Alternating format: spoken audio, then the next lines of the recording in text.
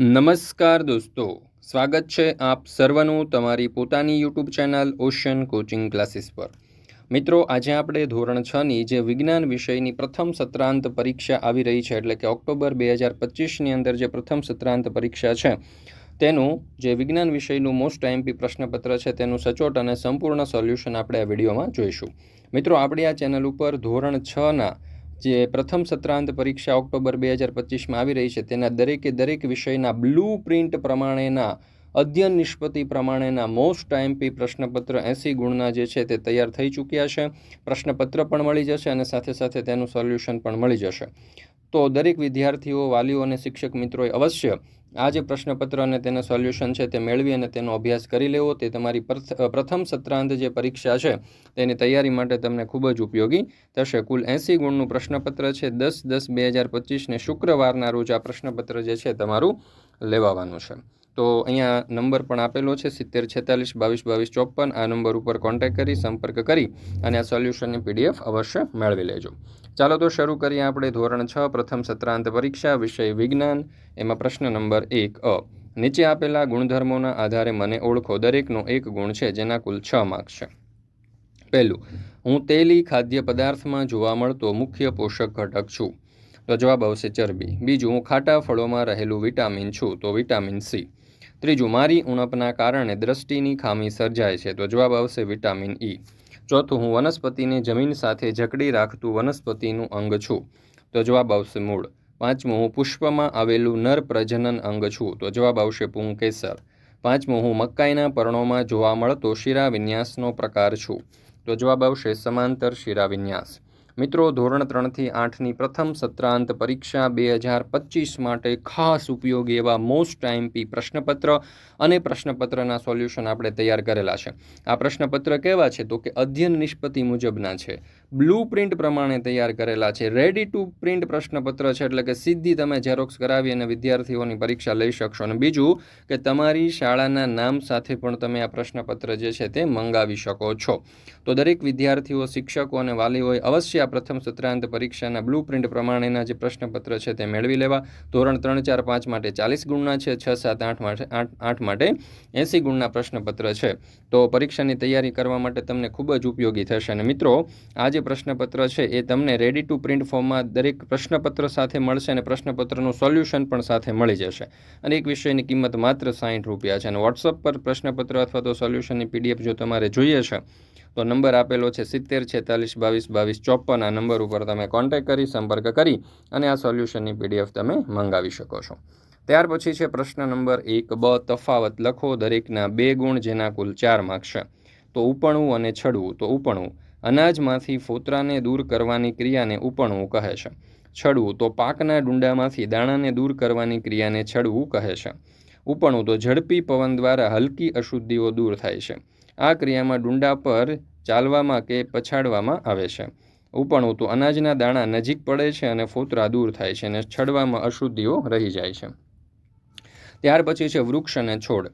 તો વૃક્ષ તેની ઊંચાઈ છોડ કરતાં વધારે હોય છે, છોડ તેની ઊંચાઈ ક્ષુપ કરતાં ઓછી હોય છે. વૃક્ષ તો તેનું પ્રકાંડ છોડ કરતાં જાડું, મજબૂત અને વધારે શાખાઓવાળું હોય છે, જ્યારે છોડ તો તેનું પ્રકાંડ લીલું, કોમળું અને પાતળું હોય છે. વૃક્ષ તેનું આયુષ્ય વધારે હોય છે, જ્યારે છોડ તો તેનું આયુષ્ય ઓછું હોય છે. ત્યાર પછી પ્રશ્ન નંબર 2, નીચે આપેલા ગુણધર્મોને પારદર્શક, પારભાષક અને અપારદર્શકમાં વર્ગીકૃત કરો. દરેકનો 1 ગુણ છે. કુલ 7 માર્ક્સનો પ્રશ્ન છે. પહેલો સવાલ, મારામાંથી પ્રકાશ સંપૂર્ણ પસાર થઈ શકે છે, તો પારદર્શક. બીજું, પૂઠું તેનું ઉદાહરણ છે, તો અપારદર્શક. ત્રીજું, શુદ્ધ પાણી તેનું ઉદાહરણ છે, તો પારદર્શક. ચોથું, મારામાંથી અંશતઃ પ્રકાશ પસાર થાય છે, તો પારભાષક. પાંચમું, મારામાંથી પ્રકાશ પસાર થઈ શકતો નથી, તો અપારદર્શક. છઠ્ઠું, દિવાલ તેનું ઉદાહરણ છે, તો અપારદર્શક. સાતમું, તેલી કાગળ તેનું ઉદાહરણ છે, તો પારભાષક. પ્રશ્ન નંબર 3, ખાદ્ય પદાર્થમાં સ્ટાર્ચની હાજરીનું પરીક્ષણ કરવા તમે કઈ પ્રવૃત્તિ કરશો તે વિગતે લખો, જેના કુલ 5 માર્ક્સ છે. હેતુ, આપેલ ખાદ્ય પદાર્થોમાં સ્ટાર્ચની હાજરી તપાસવી. સાધન સામગ્રી, તો આપેલ પદાર્થના નમૂના, આયોડિનનું દ્રાવણ, ડ્રોપર અને કાચની પ્લેટ. અહીંયા આકૃતિ આપણને આપેલી છે. પદ્ધતિ જોઈએ. આપેલ ખાદ્ય પદાર્થોમાંથી કોઈ એક નમૂનો થોડી માત્રામાં લો, તેને કાચની પ્લેટ ઉપર મૂકો. તેના ઉપર આયોડિનના દ્રાવણના 2-3 ટીપા નાખો. ત્રીજું, દ્રાવણનો રંગ ભૂરો કાળો થાય છે કે નહીં તે તપાસો. અને આ રીતે દરેક ખાદ્ય પદાર્થની કસોટી કરો. અવલોકન કરતાં જણાય છે કે બટાટા, ચોખાનો લોટ અને રાંધેલા ચોખા ઉપર આયોડિનના દ્રાવણના ટીપા નાખવાથી તે પદાર્થો ભૂરા કાળા રંગના બને છે. અહીંયા આપણે એવો નિર્ણય લઈ શકીએ કે બટાટા, ચોખા અને રાંધેલા ચોખામાં સ્ટાર્ચ હોય છે.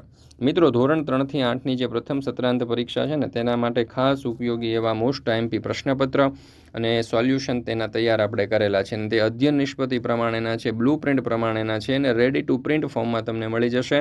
એટલે કે પ્રથમ સત્રાંત પરીક્ષાની તૈયારી માટે વાલીઓ, વિદ્યાર્થીઓ અને શિક્ષકો માટે ખૂબ જ ઉપયોગી છે. વોટ્સઅપ પર પણ તમે PDF મેળવી શકો છો 70 46 22 22 54 નંબર ઉપર સંપર્ક કરીને. ધોરણ 3 થી 5ના જે પ્રશ્નપત્ર છે તે 40 માર્ક્સના છે, 6 થી 8ના 80 માર્ક્સના છે. પ્રશ્નપત્ર પણ ઉપલબ્ધ છે, તેના સોલ્યુશન પણ મળી જશે સાથે ને જે પ્રશ્નપત્ર છે તેની કિંમત માત્ર 60 રૂપિયા છે. તો દરેક વિદ્યાર્થીઓએ અવશ્ય મેળવી લેજો.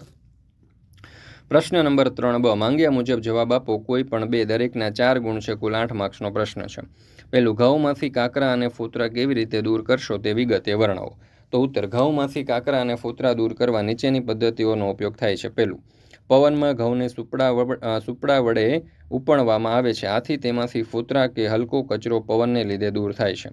બીજું, પછી ઘઉંને ચાળણી કે મોટા ચાળણા વડે ચાળવામાં આવે છે. આથી ઘઉંમાંથી ઝીણી કાંકરી તેમજ નાના કદના ઘઉંના દાણા દૂર થાય છે.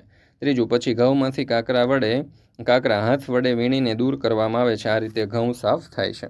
બીજું, ડહોળા પાણીને ચોખ્ખું કરવા તમે શું કરશો તે વિગતે વર્ણવો.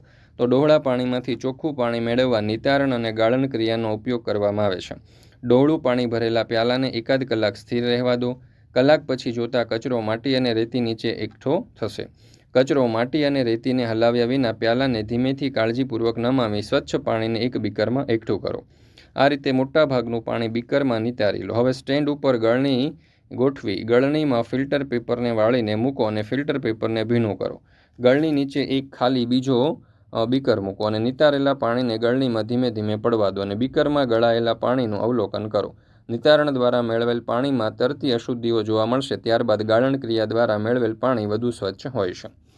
ત્રીજું, મીઠાનું સંતૃપ્ત દ્રાવણ કેવી રીતે બનાવશો તે વિગતે વર્ણવો. તો એક બીકરમાં અડધા કપ જેટલું પાણી લો. બીકરમાં 1 ચમચી જેટલું મીઠું નાખી તે બરાબર ઓગળી જાય ત્યાં સુધી હલાવતા રહો. ફરીથી 1 ચમચી મીઠું ઉમેરો અને બરાબર હલાવો. દરેક વખતે 1 ચમચી મીઠું ઉમેરતા જાઓ અને હલાવતા રહો. જ્યારે મીઠું ઓગળ્યા વગર જ બીકરમાં તળિયે પડી રહે ત્યારે મીઠું ઉમેરવાનું બંધ કરો. બીકરમાંના દ્રાવણને ગાળી લો અને આ દ્રાવણ મીઠાનું સંતૃપ્ત દ્રાવણ તૈયાર હશે. પ્રશ્ન નંબર 4, માંગ્યા મુજબ જવાબ આપો. કોઈ પણ 3, દરેકના 4 ગુણ છે અને કુલ 12 માર્ક્સનો પ્રશ્ન છે. પેલું, બાષ્પીભવનની ક્રિયા ઉદાહરણ સાથે સમજાવો. તો પાણીને વરાળમાં રૂપાંતર કરવાની ક્રિયાને બાષ્પીભવન કહે છે.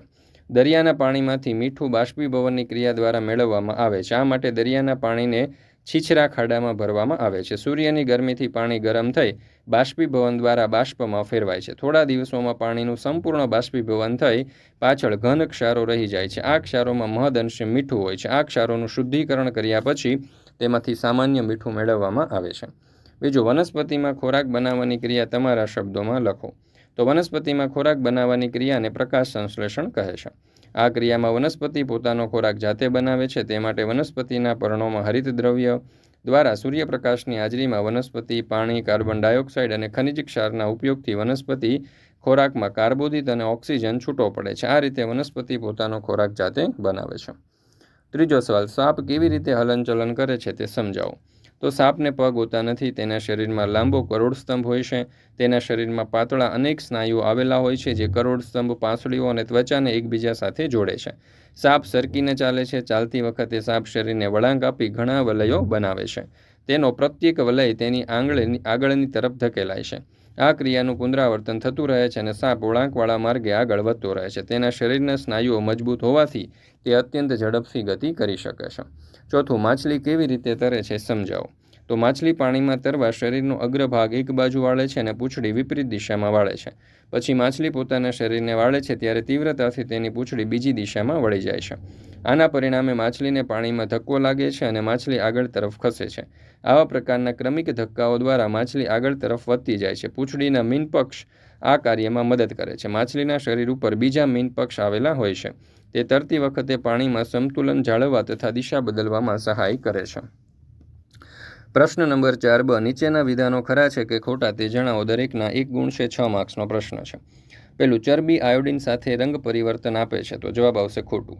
બીજું, આપણું શરીર સૂર્યપ્રકાશની હાજરીમાં વિટામિન એ બનાવે છે, તો જવાબ આવશે ખોટું. ત્રીજું, શરીર માટે સમતોલ આહારમાં વિવિધતાસભર ખાદ્ય પદાર્થો હોવા જોઈએ, તો જવાબ આવશે ખરું. ચોથું, મીઠું પાણીમાં દ્રાવ્ય છે, તો જવાબ આવશે ખરું.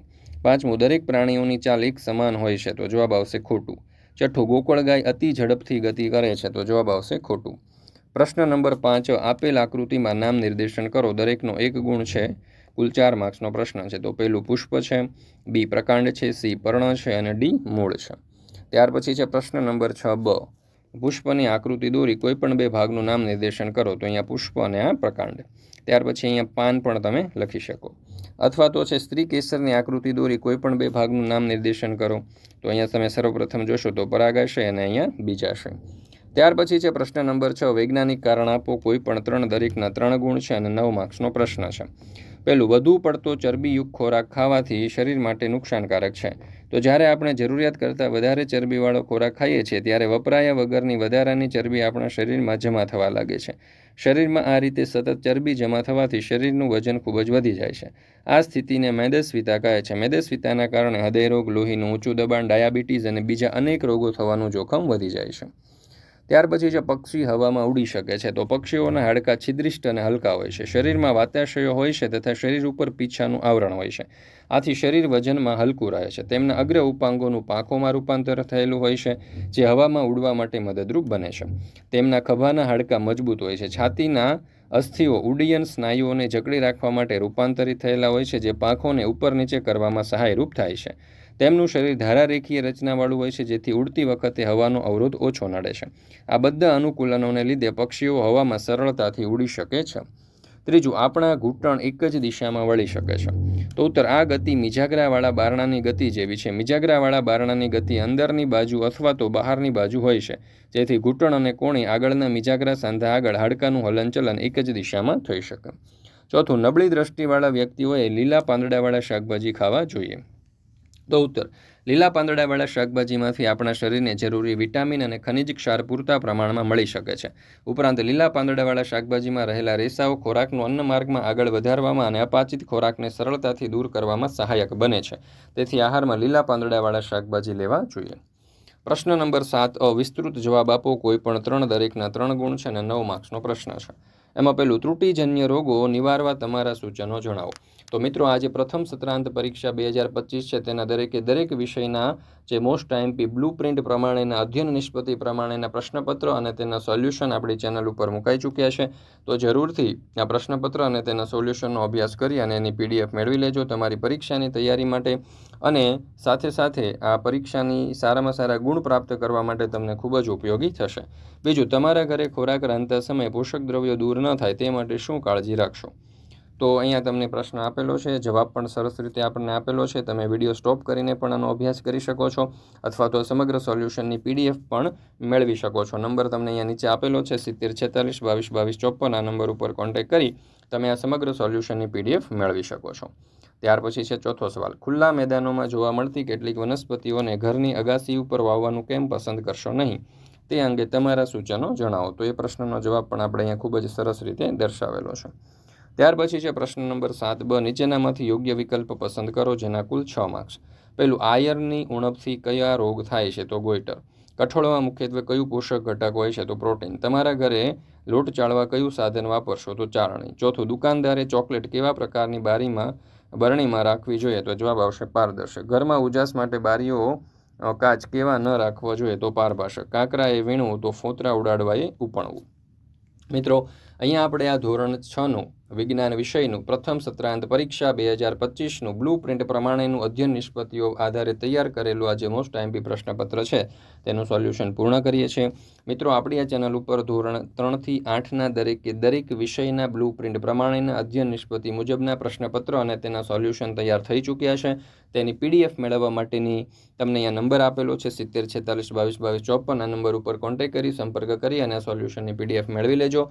તમારી પરીક્ષાની તૈયારી માટે દોસ્તો તમને ખૂબ જ ઉપયોગી થશે. તો જરૂરથી દરેક વિદ્યાર્થીઓએ આ જે પ્રશ્નપત્ર છે તેનું સોલ્યુશન જે છે તેની PDF અવશ્ય મેળવી લેવી.